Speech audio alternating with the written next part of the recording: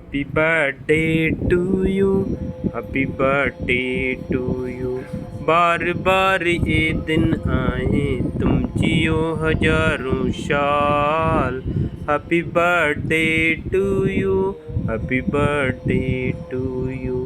खेल के मैदान में तो सभी शतक बना लेते हैं, लेकिन रियल लाइफ में कौन शतक बनाता है वो बहुत महत्वपूर्ण होता है। इसी पे लेकर एक सुपर कहानी और सुपर व स्मार्ट वरिष्ठ नागरिक श्री बालकृष्ण खन्ना के 100वें जन्मदिन पर अग्रवाल भवन पंचकुला में मनाया गया। इस कार्यक्रम की कुछ झलकियां आप देखे हैं मीडिया जंक्शन 21 में सुरेंद्र नेगी के साथ। समस्त हमारा सम्मानित खन्ना परिवार और ईश्वर के उपरांत हमारे सम्माननीय भ्राता श्री जो इस समय बहुत सुंदर वाद्य यंत्रों के द्वारा भगवान के नाम का चिंतन स्मरण मनन कर रहे थे और आपसे करवा रहे थे। देखिए, परमात्मा की कल मैंने बताया था परिवार में एक वेद का मंत्र आता है जिसमें ये कहा गया कि हे परमात्मा, हम 100 वर्ष जीने की इच्छा रखें और 100 वर्ष जीने के लिए प्रयास करें, लेकिन ये प्रार्थनाएं सबकी पूर्ण नहीं होती हैं। कोई विरला व्यक्ति, यदि मैं लाखों में से एक कहूँ तो अतिशयोक्ति नहीं होगी। कोई व्यक्ति जिसकी जीवनचर्या ठीक रहती है, दिनचर्या ठीक रहती है, परिवार में प्रेम रहता है और आने वाली पीढ़ी बुजुर्गों का सम्मान करती है। लंबी आयु के कई कारण हैं। आपकी दिनचर्या भी काम करती है, आपका आचरण भी काम करता है, आपका व्यवहार भी काम करता है। तो परमात्मा की महती कृपा से एक लंबे काल के पश्चात मैंने तो अपने जीवन में प्रचार के क्षेत्र में ये विलक्षण व्यक्तित्व के धनी आदरणीय श्री बालकृष्ण खन्ना जी, जिनके चेहरे पर मुस्कान रहती है और अपने सेक्टर में चिड़िया की भांति चहचहाते हुए, क्योंकि घर के नज़दीक आर्य समाज संस्थान पड़ता है तो वहाँ पर यज्ञ वेदी पर प्रातःकाल यज्ञ होता है, फिर उपदेश होता है। तो लंबे समय तक प्रातःकाल की वेला में आते रहे।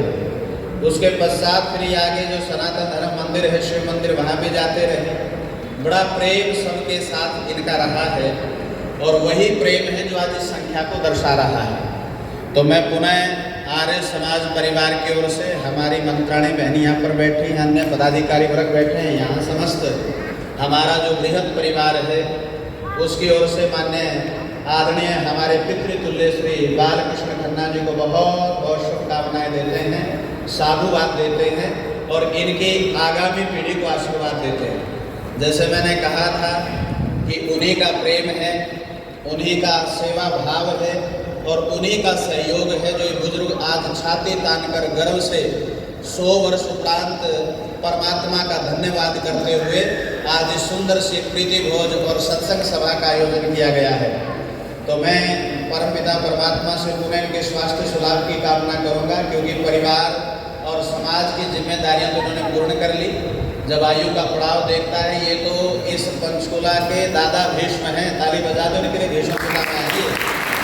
4 पीढ़ियों का आशीर्वाद जो है प्रत्यक्ष तौर पर दे रहे हैं, ये परमात्मा की महती कृपा है।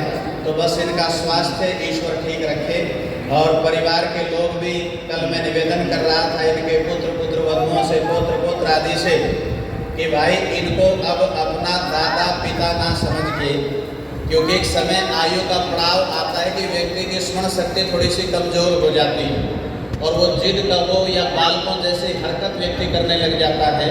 तो 70-80 वर्ष के पश्चात माताओं, बहनों, सज्जनों, यदि घर में बुजुर्ग हों तो उनको माता पिता ना मानकर अपने संतान मानना शुरू कर दें। संतान की तरह उनका ध्यान रखना पड़ता है, उनको नहलाना, उनके अनुरूप भोजन की व्यवस्था करना। और मैं निवेदन करूंगा इस परिवार से प्रेरणा लेते हुए कम से कम एक नियम अपने परिवारों में लागू करो। जिस परिवार में 2-2, 3-3 पीढ़ियां एक समय का भोजन मिलके करती हैं और एक समय 5 मिनट ड्राइंग रूम में बैठकर ठाके लगाते हैं, वो परिवार आदर्श परिवार हुआ करते हैं।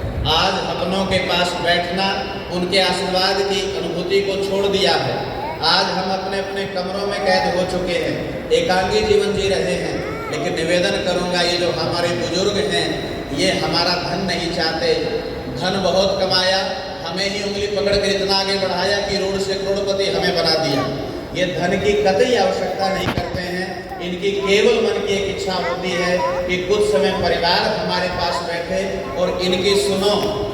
200 बुजुर्गों के साथ जुड़े हैं शास्त्रों ने, सेवा और शुश्रूषा। सेवा कहते हैं उनकी मूलभूत आवश्यकताओं की पूर्ति करना, औषधि देना, भोजन साधन का प्रबंध करना, उनके लिए साफ सफाई की व्यवस्था करना, ये सेवा है।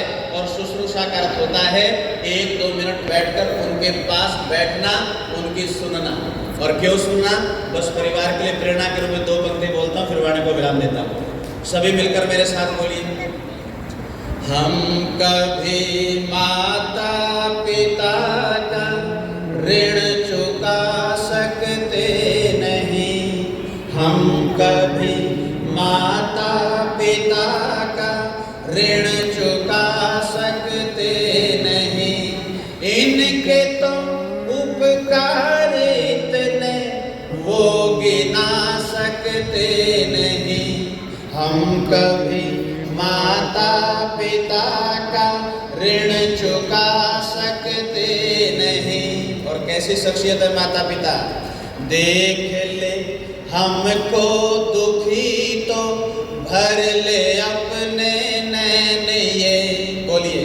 देख ले हमको दुखी तो भर ले अपने नैन, ये एक हमारे सुख की खातिर तड़पते दिन